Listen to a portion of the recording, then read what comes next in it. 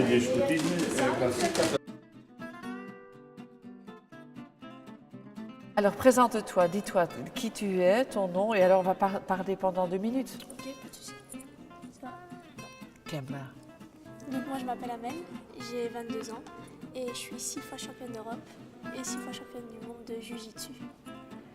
À 7 ans, tu as commencé. C'est ça, ouais. Et c'est quoi? C'était le besoin de se défouler un peu? C'est ça, donc je me battais souvent dans la cour de récréation parce que j'étais toujours la plus petite et la plus fine et j'avais l'air super jeune. Du coup tout le monde venait chez moi pour me taquiner et tout ça et je me laissais pas faire. Et donc il conseillait tout le temps à ma mère de m'inscrire dans un sport de combat. Et moi celui auquel j'ai accroché c'est le Jiu-Jitsu. Mais j'ai essayé plein d'autres sports mais c'est celui qui m'a tout de suite plu. Oui. Ça, mais je trouve qu'aujourd'hui le sport ça m'a appris beaucoup de choses, des choses que les gens ne peuvent pas se rendre compte.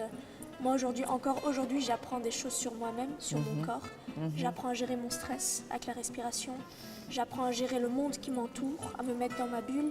Et voilà, j'apprends encore aujourd'hui à gérer mon corps, à me maîtriser. Les gens disent c'est du sport, mais le sport... Non, c'est vraiment aussi une certaine mentalité de vie, une hygiène de vie. Et puis, durant toute la semaine, je suis responsable avec mes parents de l'association, dans le sens où je donne des cours de jiu-jitsu, de psychomotricité, et j'aide aussi à la remédiation scolaire. Et le fait qu'à l'entraînement, on ne parle pas que de sport, mais on parle aussi de valeurs, on parle de l'école, ça a apporté tout un environnement aux jeunes qui fait que aujourd'hui, je suis super contente de gagner des médailles en plus parce qu'en fait, je ne les gagne pas que pour moi. Ouais. Ce que je vois, c'est que les autres jeunes qui arrivent aujourd'hui à gagner des médailles, ben, ils suivent le même parcours, ils donnent un coup de main. En fait, le fait, c'est de repartager ce que tu as reçu. C'est un peu cet exercice-là que je voudrais faire avec vous tous pour ces 5 challenges éco-héros, parce que c'est vraiment réfléchi à un niveau que tu vas découvrir, comme tu l'as dit, plus de toi-même. C'est ça. Quel était ton mentor? Moi, j'ai fait du scoutisme et j'ai découvert un moment qui était incroyable, que je n'avais jamais vécu. C'était un moment simple pour les autres personnes, mais pour moi, c'était super important. C'est que je suis allée à une formation pour devenir chef-ten de compagnie et que durant cette formation, chaque jour, on faisait 1 heure de temps libre et c'est 1 heure de silence où personne parlait avec personne. Et c'était en pleine nature. Ah. J'étais seule, assise dans la nature et je devais réfléchir. Et là, je me suis dit, waouh, c'est incroyable. J'étais assise et je sentais même l'odeur de la nature. J'entendais les bruits. C'était incroyable. Je me suis dit, mais c'est rare ça.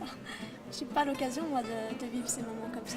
Eh bien, un vrai éco-héros. Et alors, au niveau régime, est-ce que tu fais certaines choses ou... Oui, déjà, nous, à la maison, on n'adopte que les bouteilles en verre. Donc, on boit jamais en D'accord. plastique. Oui, waouh, On fait bien. attention aux déchets, etc. Oui. Et on n'achète que du bio. Bon, je crois qu'on a trouvé une formule. On va travailler ensemble. Next year, we see more of the results of the academy. Et je te remercie pour l'interview. Merci à vous. OK, see you soon. Bye.